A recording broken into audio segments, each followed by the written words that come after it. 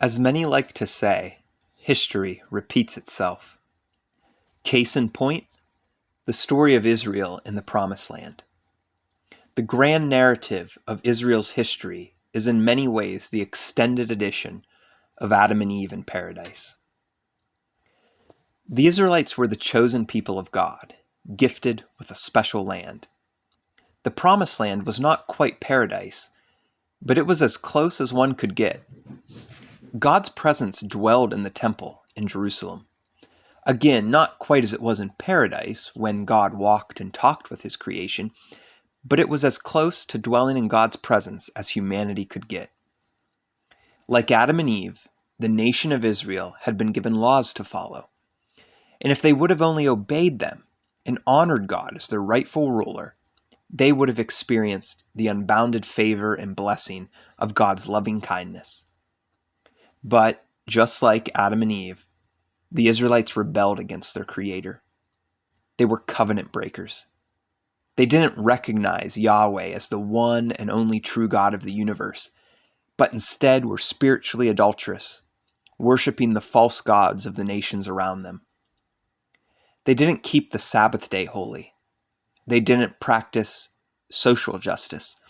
Their religious leaders failed in their teaching duties, and they abused the prophets sent by God to lead them to repentance.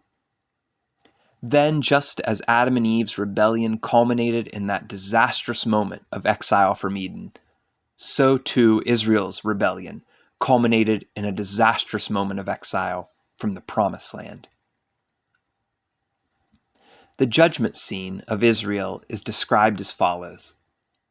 The king of Babylon marched against Jerusalem and built siege works all around it. The siege lasted for years until the people trapped inside the city were starving to death. Israel's army attempted to escape one night but was hunted down. And the king of Israel watched as his sons were slaughtered in front of him. And then his eyes were gouged out, and he was shackled and taken as prisoner to Babylon. Later, the military commander of Babylon ransacked the city of Jerusalem, burning down the temple of the Lord, the royal palace, and all the houses of the city. The Israelite people were deported to Babylon, with only the peasants left behind to work the vineyards and fields. Like the gates of Eden, those of the Promised Land clanged shut. The Israelites were cast out of God's presence and forced to leave home. Israel had failed to learn the lesson recorded at the beginning of their history book, and so now history had repeated itself. Is this the horrific end of humanity's search for home?